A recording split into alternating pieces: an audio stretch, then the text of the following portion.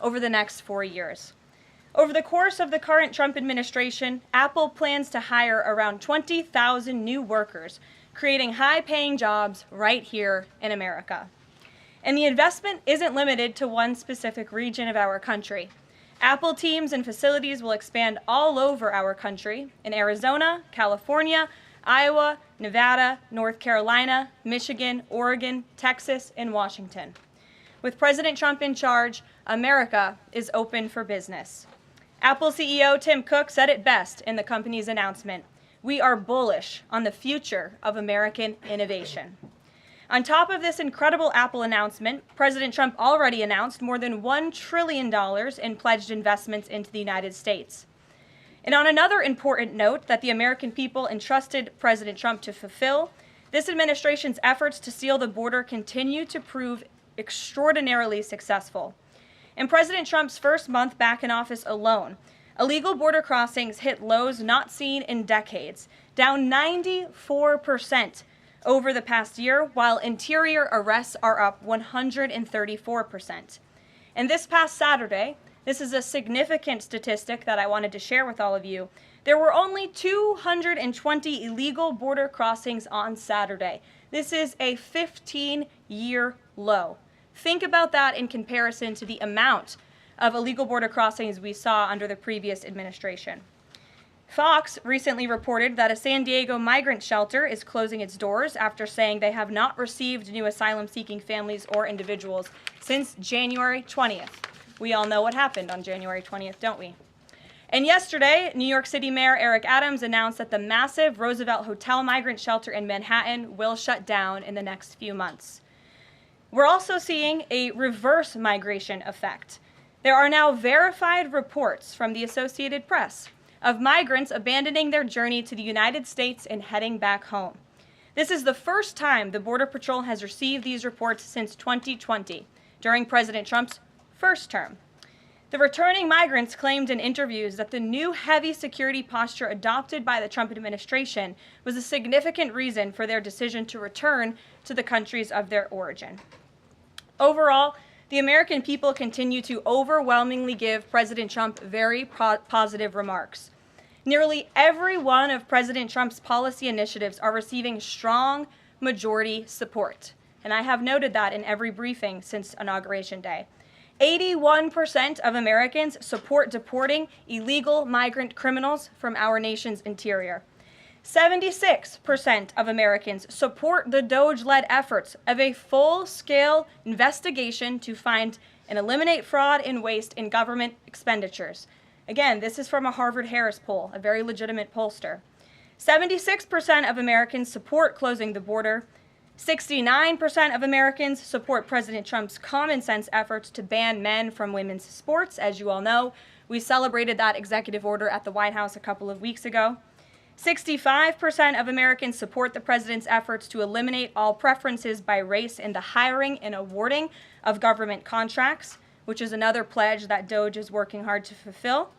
And 61% of Americans, vast majority, support the president's plan for reciprocal tariffs to ensure that other countries are treating us the way we have always been treated. Despite what many Democrats and media members want you to believe, the Trump agenda is not only necessary, but it is overwhelmingly popular. Why? Because it's driven by common sense. And finally, as you all saw yesterday, a federal judge denied the Associated Press's emergency motion for a temporary restraining order against myself, our Deputy Chief of Staff Taylor Budowich, and our Chief of Staff Susie Wiles for our decision to remove the Associated Press from the White House press pool for certain and special events. The judge's ruling, upholding our decision to deny the Associated Press such privileged access, reinforces the truth. And it reiterates what I said from this podium last week when that suit was filed. Asking the President of the United States questions in limited spaces such as the Oval Office in Air Force One is a privilege that unfortunately has only been granted to a few. It is not a legal right for all. The Trump administration has already proven to be the most transparent ever, and this president the most accessible in history. This is evidenced by President Trump's daily press conferences in the Oval Office, where he takes many questions from the journalists who have the honor and privilege of standing before the beautiful Resolute desk. The President and this entire White House are committed to ensuring the American people continue to receive this same level of historic transparency, access, and visibility. In fact, we want to double down and give even greater access to the American people. We want more outlets and new outlets to have a chance to take part in the press pool, to cover this administration's unprecedented achievements up close, front and center. As you all know, for decades, a group of DC-based journalists, the White House Correspondents Association, has long dictated which journalists get to ask questions of the President of the United States in these most intimate spaces. Not anymore. I am proud to announce that we are going to give the power back to the people who read your papers, who watch your television shows, and who listen to your radio stations. Moving forward, the White House press pool will be determined by the White House press team. Legacy outlets who have participated in the press pool for decades will still be allowed to join, fear not, but we will also be offering the privilege to well-deserving outlets who have never been allowed to share in this awesome responsibility. Just like we added a new media seat in this briefing room, legacy media outlets who have been here for years will still participate in the pool, but new voices are going to be welcomed in as well. As part of these changes, we will continue the rotation amongst the 5 major television networks to ensure the President's remarks are heard far and wide around this world. We will add additional streaming services which reach different audiences than traditional cable and broadcast. This is the ever-changing landscape of the media in the United States today. We will continue to rotate a print pooler who has the great responsibility of quickly transcribing the President's remarks and disseminating them to the rest of the world. And we will add outlets to the print pool rotation who have long been denied the privilege to partake in this experience, but are committed to covering this White House beat. We will continue to rotate a radio pooler and add other radio hosts who have been denied access, especially local radio hosts who serve as the heartbeat of our country. And we will add additional outlets and reporters who are well-suited to cover the news of the day and ask substantive questions of the President of the United States, depending on the news he is making on that given day. This administration is shaking up Washington in more ways than one. That's what we were elected to do. As I have said since the first day behind this podium, it's beyond time that the White House press operation reflects the media habits of the American people in 2025, not 1925. A select group of DC-based journalists should no longer have a monopoly over the privilege of press access at the White House. All journalists, outlets, and voices deserve a seat at this highly coveted table. So by deciding which outlets make up the limited press pool on a day-to-day basis, the White House will be restoring power back to the American people who President Trump was elected to serve. So in that note, in our new media seat today, we have Shelby Talcott, who is a White House reporter for Semaphore.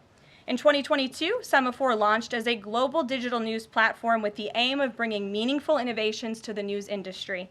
Today, they have nearly 1 million newsletter subscribers spanning 11 separate editions. With that, Shelby, I will take your questions. Thanks, Caroline. I've got 2 for you. One on foreign policy. Over the weekend, the President's Special Missions Envoy, Rick Grenell, was talking about Venezuela, and he said that the President isn't someone who wants regime change. Other administration officials have made clear that they don't see Maduro as the rightful leader. What is this administration's policy on a new government in Venezuela? I think the President has made his position on Venezuela quite clear. He stands in opposition to the Maduro regime, and Secretary Rubio has spoken on this extensively as well. And then on DOGE, last night Elon Musk said that a failure to respond a second time will result in termination. Will there be additional rounds of the "what did you do this week" email from DOGE to federal workers? And what's the guidance on the federal workers who've been instructed by their agencies not to reply? So a couple of things on this. First of all, let's just take a step back and talk about this idea. The president sent out a truth last weekend to Elon Musk saying he loves everything Elon is doing and he wants him to be even more aggressive because DOGE thus far has proven incredibly successful in making our government more efficient. And so Elon and DOGE came up with this idea. Elon has implemented this at his private companies. It has proven successful. And it's a very simple idea when you think about it. All the Office of Personnel Management is asking, all this administration is asking, President Trump is asking, is for federal workers who live off of the American taxpayers' dime to send 5 bullet points of what they have done in the previous week. That is all we are asking for. And so the Office of Personnel and Management sent out additional guidance last night. Those responses should be directed to agency leadership, and the president defers to his cabinet secretaries, who he's obviously entrusted to pursue the guidance relative to their specific workforce. And for some of the agencies that you've seen who have said, please don't send these emails, it's in their best interest for that specific agency, and the president supports that. And let me be very clear, the president and Elon, his entire cabinet are working as one unified team, and they are implementing these very common sense solutions. You're welcome. Jackie. Thank you. One follow-up on the question. So about the deadline, Alina Habba said that you have until tonight.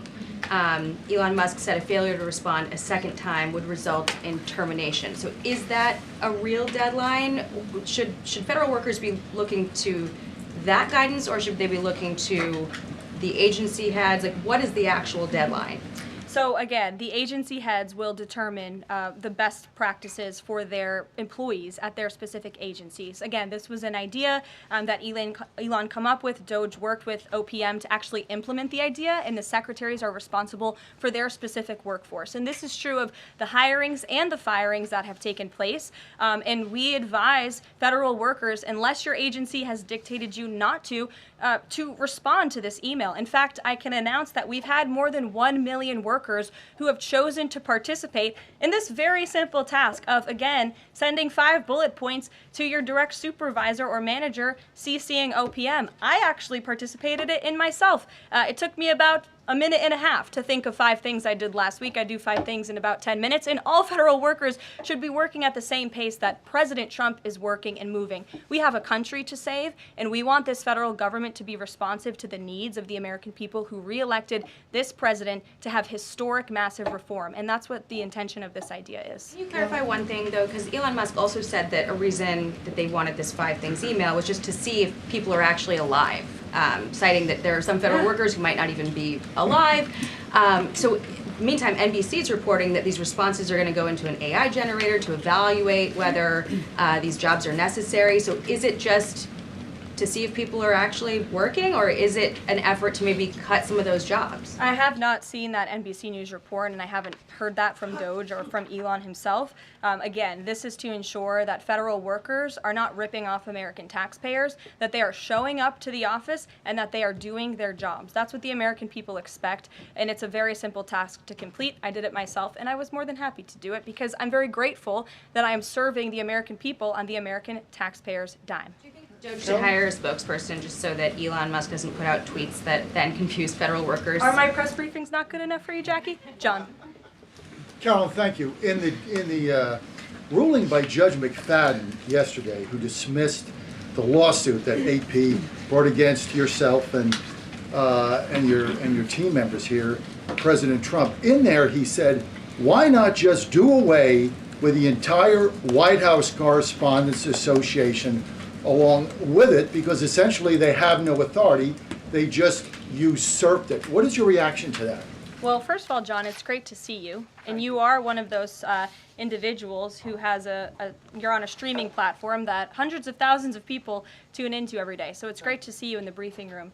I did address that actually in my opening remarks by announcing that the White House press team in this administration will determine who gets to enjoy the very privileged and limited access in spaces such as Air Force One and the Oval Office. There are, as you know, look at this room, hundreds of journalists who show up to this building every single day and are not granted that luxury of flying flying on Air Force One and asking the President of the United States questions. And so we want to ensure, again, everyone has a seat at that highly coveted table. But alas, the legacy media outlets who have been doing this for quite some time and have invested resources into covering the White House, their spots will remain, just like they have in this briefing room as well. Sure. Steve. Could you give us an update on the negotiations around the Ukraine minerals deal, and when is President Zelensky going to come visit? So the president talked at length about this yesterday, the critical minerals deal with President Macron, and in the more than hour-long press conference he gave all of you in the Oval Office himself. There hasn't been significant updates since the president's remarks last night, but I will just reiterate his position. It's critical that this deal is signed. He expects President Zelensky to sign a deal. This is to recoup American tax dollars that have been funding Ukraine's national defense. And it's also great for the Ukrainian people who have been put through hell because of this war. And it will create a lasting economic partnership as Ukraine will need to rebuild their country because of this brutal war. And just to follow, is Steve Witkoff delayed his trip to the Middle East so he can concentrate on this minerals deal? I don't want to comment on Mr. Witkoff's travel plans or read anything out just for obvious reasons, but he, remains very much working. That man is working around the clock to secure this deal with Russia and Ukraine alongside Secretary Rubio and Secretary Bessent, General Keith Kellogg. He's also working very hard to secure a peace deal in the Middle East as well. So God bless him, and he's working alongside the president every single day. Sure. Thanks, Caroline. The president's executive order creating DOGE called for the naming of a DOGE administrator. Who is the DOGE administrator? So the president tasked Elon Musk to oversee the DOGE effort. There are career officials and there are political appointees who are helping run DOGE on a day-to-day basis. There are also individuals who have onboarded as political appointees at every agency across the board to work alongside President Trump's cabinet to find and identify waste, fraud, and abuse, and they are working on that effort every day. So is Elon Reagan. Musk the administrator? Reagan. Thanks, Caroline. I have two for you today, one on the border wall and one on the DHS investigation. Sure. First on the border wall construction has restarted in Texas and California under contracts awarded under Trump's first term. Is the president looking to secure new contracts, and how is he defining success in terms of border wall construction this administration? The border wall is a signature promise of President Trump's campaign. He talked about it way back in 2015 and 2016, and people laughed at him for bringing up this idea. It's proven to be not only an idea that he delivered on in his first term and continues to deliver on in his second term, but it's also proven to be highly effective. In fact, we know where there were parts of President Trump's border wall built and standing under the previous administration, illegal border crossings dropped 87% where there was a border wall. So the wall is an incredible deterrent factor for illegal migrant caravans. The president is committed to the continuation of the construction of the wall. And the previous administration actually sold off the resources that the Trump administration secured to build the wall. And that's an egregious misuse of the American taxpayers' money. They just let those resources rot on the southern border. They actually sold them for pennies on the dollar. So this administration, DHS and ICE and Customs and Border Patrol and Tom Homan and all of the great people who are working on this effort are committed to continuing the construction of President Trump's border wall. DHS investigation into people who might be leaking within the administration. Will the White House release the names of the individuals that DHS Secretary Noem said were caught leaking details of the ICE raid? And can you share how many leakers have been caught so far and what agency they were a part of? I would defer you to DHS on the leakers that they have identified, but I know the president and this White House commend Secretary Noem for launching an internal investigation to identify those leakers because it's unacceptable for career bureaucrats who are standing in the way of the will of the American people and enacting President Trump's agenda.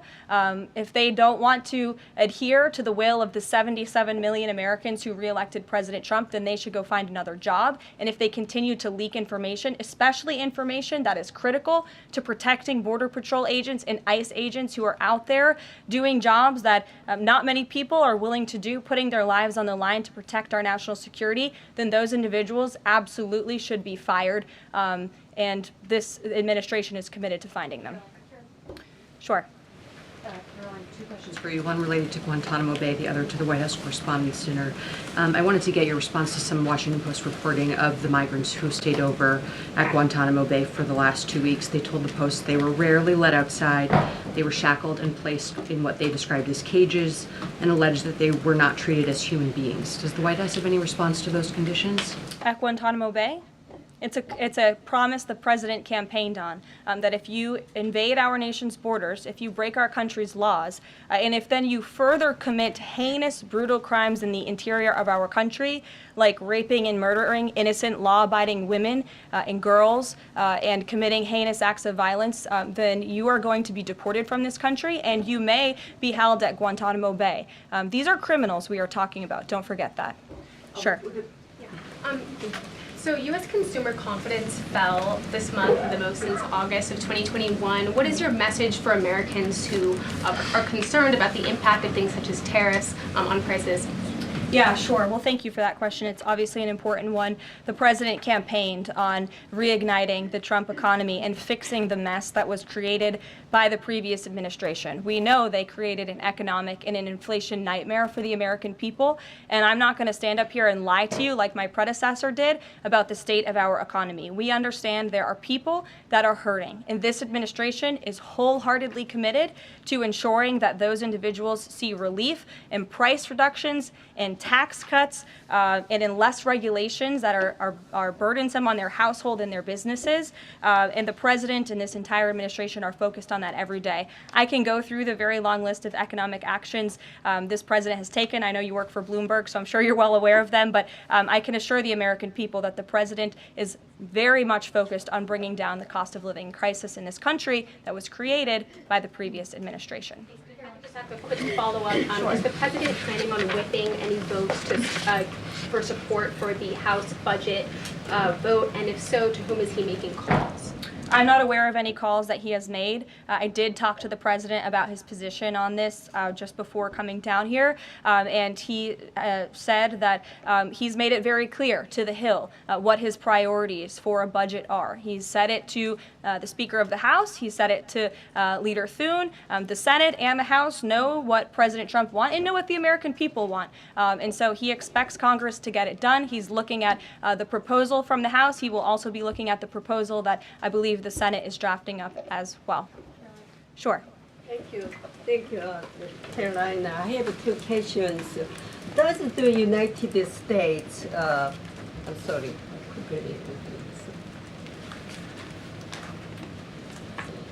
Well, why don't you identify your question and I'll come back to you. Sure, go ahead. Thank you.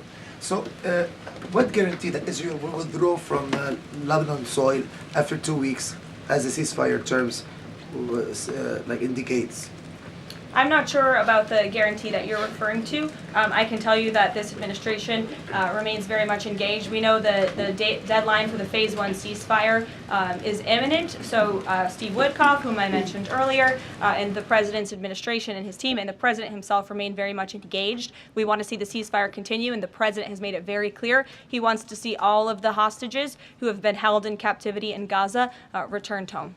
Jeff. Carolyn, I was wondering if is Elon Musk going to attend the president's first cabinet meeting tomorrow? He is, as a matter of fact. I spoke to the president about that before coming down here as well. And Elon, considering he is working alongside the president and our cabinet secretaries, this entire administration will be in attendance tomorrow just to talk about DOGE's efforts and how all of the cabinet secretaries are identifying waste, fraud, and abuse at their respective agencies. We look forward to the meeting tomorrow, and I think you'll be hearing from the president and his cabinet where they're on campus tomorrow. I hope you guys are excited. So some of those cabinet members were caught off guard by the email from Nobody Saturday. was caught off guard. A few departments said they were caught off guard. The FBI was, the DOJ was, the Did anonymous sources say that, or did the cabinet secretary say that?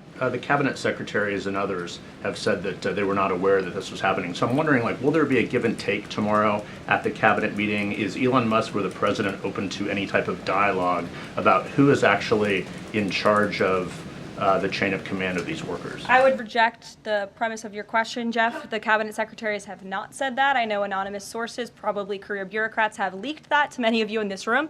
But as I said at the beginning of this press conference, everybody is working as one team, and the president respects the decisions of his cabinet secretaries to tell their staff, not to respond to that email because they did so out of interests of national security, and they don't want to obviously risk confidential information. It's pretty common sense. Dasha.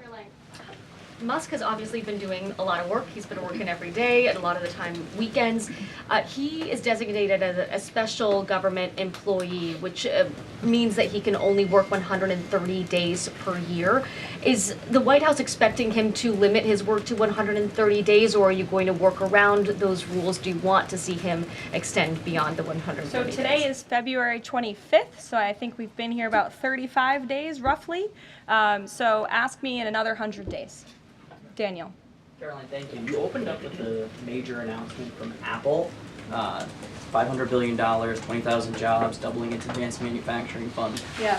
What does that signal that such a global brand would make what it called its largest ever spend commitment just a month into President Trump's second term? What does that signal about his economic vision for the country? President Trump is a deal maker, and he has restored confidence in business leaders around this entire world. Apple is one of the largest companies on the face of the planet. They employ hundreds of thousands of Americans, but the president wants to see more Americans employed, more investments here in the United States of America. And this is another fulfillment of the president's campaign promises. I recall President Trump at his rallies on the campaign telling the world that if and when I am elected, America is going to be back, and we want your investments to be driven onshore. We want you to hire American workers, and you will have the lowest regulatory burden, the lowest tax cuts, and the president has already proven he's committed to slashing regulation. He's counting on Congress to implement those tax cuts. And so people are encouraged by the president's, again, as Tim Cook called it, they're bullish about American innovation because of the leadership of this president. And it's a stark contrast to the leadership of the previous administration, Joe Biden, who I don't think spent any time trying to recruit any investments or jobs here at home. Mary.